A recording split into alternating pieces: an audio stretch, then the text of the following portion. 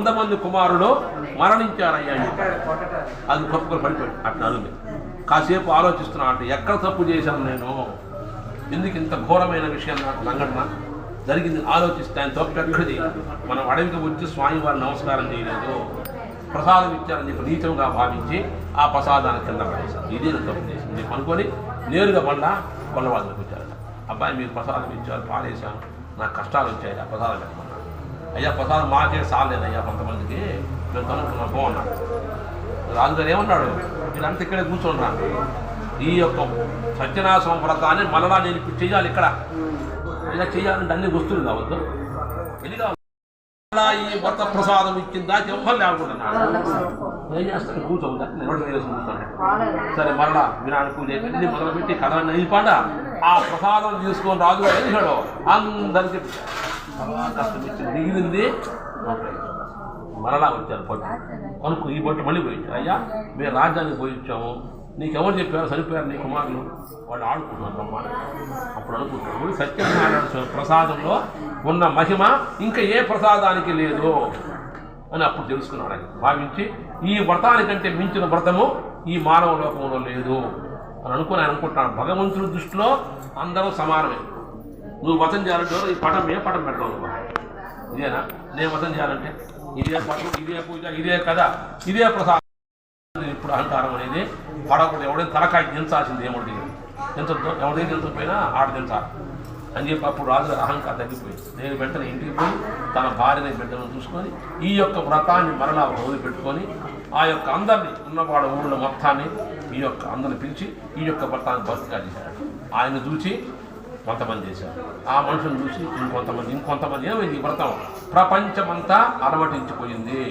కొన్ని దేశాల్లో సత్యనారాయణ అంటారట, కొన్ని దేశాల సత్యదేవుడు, సత్యీశ్వరుడు, విష్ణుమూర్తి, హరి అనేక రకాల పేర్లు పిలుస్తారు. భగవంతుడు అవతారం కాదుగా, ఎన్ని అవతారాలు ఇచ్చింది ఆయన, ఎన్ని అవతారాలు ఇచ్చాడు ఆయన, దశావతారం 10 అవతారాలు ఇచ్చాడు.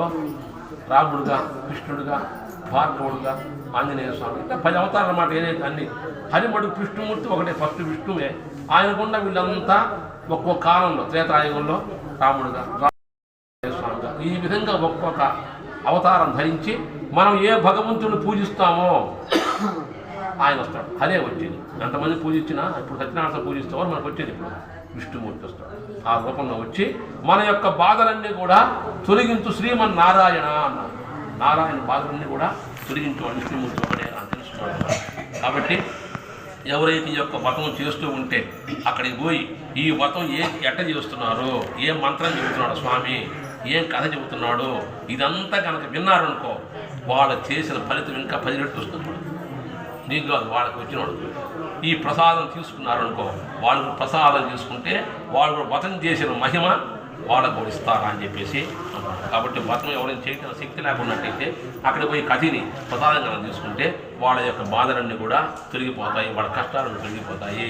కాబట్టి మనం ఏ కోరికతో కలిగి సంతానం వాళ్ళు చేస్తే వివాహం కష్టాలు లేనప్పుడు కష్టాలు పోతాయి. కాబట్టి అన్ని కోరికలు తీర్చేవాడు సత్యనారాయణ స్వామి ఒక్కడే అని చెప్పి అన్నారన్నమాట.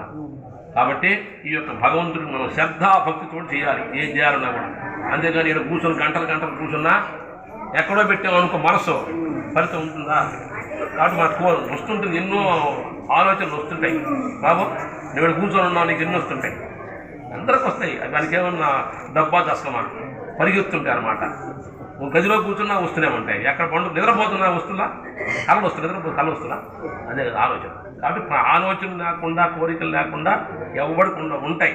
కాబట్టి ఈ కాసేపు అంతా ఈ 10 నిమిషాల పాటు ఏం జరగబడుతుంది, చెడే అజ్ఞాన నిర్మాల్యం. అజ్ఞానంతో కొట్టుకుంటున్నారు మా ఆయన మహానుభావ, అజ్ఞానం అంటే తీసి పక్కన పెట్టు. చెడే అజ్ఞాన నిర్మాల్యం సోహం భావన పూజ ఎట్ట చేయాలి, సోహం అంటే మంచి హృదయం కావాలి పూజ చేయాలంటే. అంతేగాని ఏదో ఆలోచన పెట్టుకుని చేస్తే ప్రయోజనం లేదు. మంచి హృదయంతో కనుక పూజ చేసినట్టయితే నీ కోరిక వెంటనే నెరవేరుతాయి అని చెబుతాను అన్నమాట. కాబట్టి ఆ విధంగా ఎవరైతే ఈ విధంగా భక్తిగా శ్రద్ధగా నిద్రపో, అది నువ్వు కనుక గుడికి పోయి ఏ పూజ చేసినా కూడా సగం వరకు వస్తుంది. అంతేకాని ఇవన్నీ చేసినా నీకు రావు. కాబట్టి నువ్వు విన్నావు కాబట్టి పాప మా కొద్దిగా రాత్రి అంతా మెరుకు పెట్టుకుంటావు. నాకు తెలిసి నువ్వేమో నిద్రపోయింటావు, ఏమో మెరుకు ఉంటుంది. కాబట్టి ఆ విధంగా ఆ యొక్క వ్రతాన్ని ఎవరైతే కథ వింటారో ముఖ్యం కథ వినాలి. ఎవరైతే కథ విని కనుక అక్షంతలు కోరిక తీర్థమయ్యాను కనుక నమస్కారం చేస్తే జరుగుతుంది. ఆయన కాదు నమస్కారం చేసి ఇంకోటి కూడా చేయాలి. తర్వాత మళ్ళీ ఎవరు చేయాలి? ఆయనతో పాటు ఇంకోటి కూడా చేయాలి. దీన్ని పూర్తిగా కోరి నెరవేరాలంటే సగమే నెరవేరాలి చేస్తే ఎవరికి? బ్రాహ్మడికి చేయాలయ్యా. బ్రాహ్మడికి ఏం చెప్పాలి ఆయనకి? ఏమని? భాస్కర్ రెడ్డి అమ్మ పూజ బాగా చేశాడు స్వామి, కథ బాగా విన్నాడు కాబట్టి ఆయన కష్టాలు ఏమైనా ఉంటే తీర్థమయ్యా నేను చెప్పాలి ఆయనకి. ఇప్పుడు డైరెక్ట్ ఇచ్చి తినడు కాబట్టి భక్తుడికి భగవంతుడికి వారధి ఎవరు?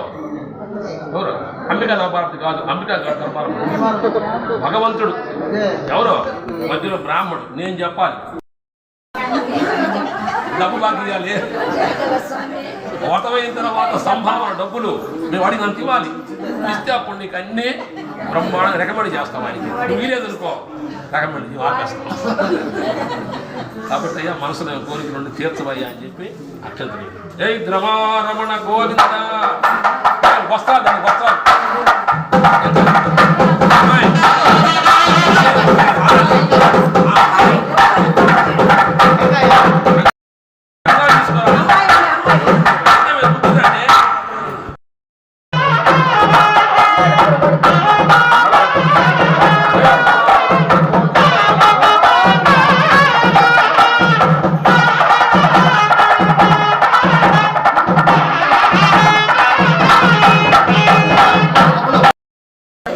కింద ఆకేసుకో, ఆ కవర్ పెట్టు. అంతేనండి, సత్యనారాయణ కథ కంప్లీట్ అయిపోయింది. సత్యనారాయణ స్వామి కథ మనకి అర్థమైతే వాటిలో చాలా మీనింగ్స్ మనకి అర్థమవుతాయండి. చివరి వరకు ధన్యవాదాలండి.